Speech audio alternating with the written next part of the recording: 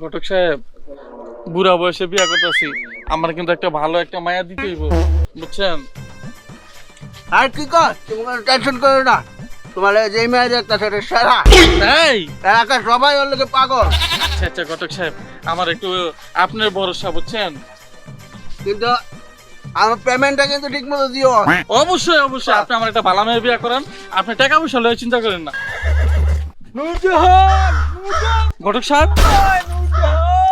এটা কেটা? এই তো নূরজাহানের স্বামী। নূরজাহানের লেগে পাগল হয়ে গেছে গা। আয়া ভয় পায় না। তোরা কি আমার নূরজাহানকে দেখেছিস? এই পাগল যা, আর লেগে মেয়ে দেখবে দেখতেছি।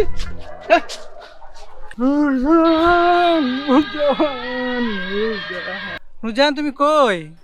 তোমার অনেকদিন ধরে দেখি না আমি। নূরজাহান তুমি কই গেছো? তুমি কবে আসবে আমার কাছে? তাড়াতাড়ি আয় পড়ো। হ্যাঁ, তোমার জন্য আমি অনেকদিন ধরে বসে আছি। ঘটক সাহেব, এটা কেটা? এইটা নূরজাহানের বয়ফ্রেন্ড, প্রেমিক। নূরজাহানের লেগে পাগল হয়ে গেছে গা। ও আগেরটা জামাই, এটা প্রেমিক? হ্যাঁ, ঘটক সাহেব, নুরজাহান মেয়েটা তো অনেক খারাপ, দুইটা পোলা অলরেডি পাগল হয়ে গেছে। আরে না, নূরজাহান মেয়ে তো অনেক সুন্দরী, এই কারণে এত এত বলার আর পিছনে ঘুরে কারে থেকে কারে দিল দিব। আর তোমারে তো ওই নূরজাহান এই দেখে এবার লয়ে যেতেছি।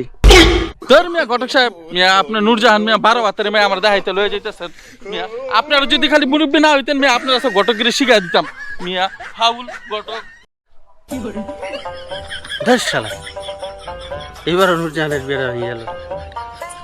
লাস্টে নিয়ে আমার এবার বিয়ে করানো লাগে।